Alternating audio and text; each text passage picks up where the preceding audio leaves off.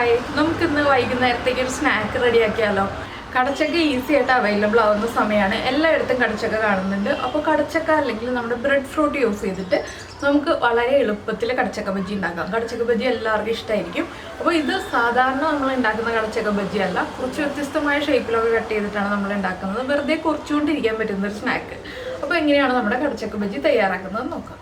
നമുക്ക് നമ്മുടെ കടച്ചക്ക ബജ്ജിയുടെ ഇൻഗ്രീഡിയൻസ് നോക്കാം. നമ്മളിപ്പോൾ കടച്ചക്ക ഇതുപോലെ കട്ട് ചെയ്തെടുത്തിട്ടുണ്ട്. ഇത്രയും തിക്നെസ്സിൽ ഈ ഒരു വലിപ്പത്തിലാണ് കട്ട് ചെയ്തെടുത്തിട്ടുള്ളത്. സാധാരണ നമ്മൾ വലിയ ബജ്ജി ഉണ്ടാക്കുന്നതിനേക്കാൾ ടേസ്റ്റ് ഇതുപോലെ കൂടുതൽ മാവുള്ള ചെറിയ ബജ്ജി ഉണ്ടാക്കുമ്പോഴാണ്. അപ്പോൾ നമ്മൾ അതിന് വേണ്ടിയിട്ട് മൈദപ്പൊടി എടുത്തിട്ടുണ്ട്. 2 കപ്പ് മൈദപ്പൊടിയാണ് എടുത്തിട്ടുള്ളത്. മൈദപ്പൊടിയിലേക്ക് നമുക്കിനി ആവശ്യത്തിന് ഉപ്പ്, നമ്മുടെ ബാറ്ററിന് ആവശ്യമായിട്ടുള്ള ഉപ്പ്,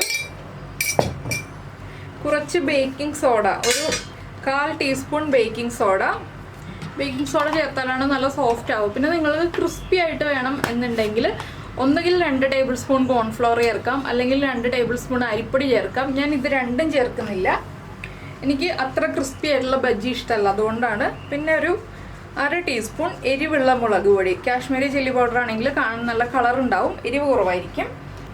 പിന്നെ ഒരു 1/4 ടീസ്പൂൺ മഞ്ഞൾപ്പൊടി, 1/4 ടീസ്പൂൺ മതി, ഒരുപാട് വേണ്ട. പിന്നെ നമ്മൾ ചേർക്കുന്നത് കായപ്പൊടിയാണ്. എല്ലാ ബജ്ജി മാവിൻ്റെയും ബേസിൽ നമ്മൾ കായപ്പൊടി ചേർക്കുകയാണെങ്കിൽ അതിനൊരു പ്രത്യേക ടേസ്റ്റാണ്. ഒരു 1/4 ടീസ്പൂൺ കായപ്പൊടി ചേർത്തിട്ടുണ്ട്. പിന്നെ 1/4 ടീസ്പൂൺ കുരുമുളക് പൊടി. ഇത്രയും ചേർത്തിട്ട് നമുക്ക് കുറച്ച് വെള്ളം ചേർത്തിട്ട് നന്നായിട്ടൊന്ന് മിക്സ് ചെയ്തെടുക്കാം. കുറച്ച് തിക്കായിട്ട് മിക്സ് ചെയ്യണം. നമ്മുടെ ബാറ്റർ ഇത് കണ്ടോ, നല്ല തിക്കായിട്ട് മിക്സ് ചെയ്തെടുത്തിട്ടുണ്ട്. കടച്ചക്ക ബജിക്കൊക്കെ ബാറ്റർ മിക്സ് ചെയ്യുമ്പോൾ ഈ ഒരു കൺസിസ്റ്റൻസിയിൽ മിക്സ് ചെയ്യണം. അതുപോലെ തന്നെ ഒരു പൊടിക്ക് ഉപ്പ് കൂടുതലായിരിക്കണം. എന്താണെന്ന് വെച്ചാൽ നമ്മൾ ഫ്രൈ ചെയ്ത് വരുമ്പോൾ ഉപ്പ് കുറയാൻ സാധ്യതയുണ്ട്. അതുകൊണ്ടാണ് ഒരു പൊടിക്ക് ഉപ്പ് കൂടുതലായിട്ട് നമ്മൾ എപ്പോഴും ബാറ്റർ റെഡിയാക്കേണ്ടത്. ഇനിയിപ്പോൾ നമുക്ക് ഫ്രൈ ചെയ്തെടുക്കാം. ഫ്രൈ ചെയ്തെടുക്കാനായിട്ട് ആദ്യം കടച്ചക്ക വെള്ളമില്ലാതെ നമ്മൾ ഈ ഒരു ബാറ്ററിലേക്ക് ഇട്ട് മിക്സ് ചെയ്തെടുക്കുക.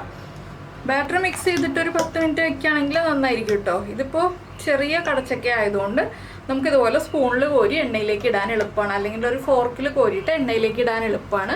അപ്പോൾ നമുക്കിനി നമ്മുടെ എണ്ണ ചൂടാകുമ്പോൾ ഫ്രൈ ചെയ്തെടുക്കാം. ഇപ്പോൾ നമ്മുടെ എണ്ണ ചൂടായിട്ടുണ്ട്. നമുക്ക് കടച്ചക്ക ഓരോന്നായിട്ട് എണ്ണയിലേക്ക് ഇട്ട് കൊടുക്കാം. ഒരുപാട് എണ്ണ ചൂടായി പോകരുത് കേട്ടോ. എന്താണെന്ന് വെച്ചിട്ടുണ്ടെങ്കിൽ കടച്ചക്കയുടെ ആ പുറം കോട്ടിങ് വേഗം കരിഞ്ഞു പോകും, കടച്ചക്ക കുക്കായി വരില്ല. അതുകൊണ്ട് ചെറുതായിട്ടൊന്ന് ചൂടായി തുടങ്ങുമ്പോൾ തന്നെ നമ്മൾ എണ്ണയിലേക്ക് ഇട്ട് കൊടുക്കുക. ഇതുപോലെ ഞാൻ എല്ലാം ഇട്ട് കൊടുക്കട്ടെ. അപ്പോൾ നമ്മുടെ കടച്ചക്ക ഒരു ബാച്ച് ഇട്ട് കഴിഞ്ഞിട്ടുണ്ട്. ഇനി നമുക്കിത് അടുത്ത സൈഡിലേക്ക് ഒന്ന് തിരിച്ചിടാം. അതിനുശേഷം ഇതുപോലെ ഒന്ന് ഇളക്കി കൊടുക്കാം. എന്താണെന്ന് വെച്ചാൽ ചെറിയ കടച്ചക്ക ആയതുകൊണ്ട് വേഗം തന്നെ നമുക്ക് ഇളക്കി ബജ്ജി റെഡിയാക്കി എടുക്കാം. അപ്പോൾ അതുപോലെ ഈ സൈഡും കുക്കായി വരട്ടെ. ഇടയ്ക്കൊന്ന് അടുത്ത സൈഡിലേക്ക് ഒന്നുകൂടി ഒന്ന് തിരിച്ചിട്ട് കൊടുക്കണം. അപ്പോൾ നമ്മുടെ കടച്ചക്ക ബജ്ജി എല്ലാം എന്താ റെഡിയായി കഴിഞ്ഞു. അപ്പോൾ എല്ലാവരും ഉണ്ടാക്കി നോക്കിയിട്ട് അഭിപ്രായമൊക്കെ കമൻറ്റ് ചെയ്യാനും അതുപോലെ ഇഷ്ടപ്പെട്ട റെസിപ്പി ആണെങ്കിൽ ഒന്ന് ലൈക്ക് ചെയ്യാനൊന്നും മറന്നു പോരുത്.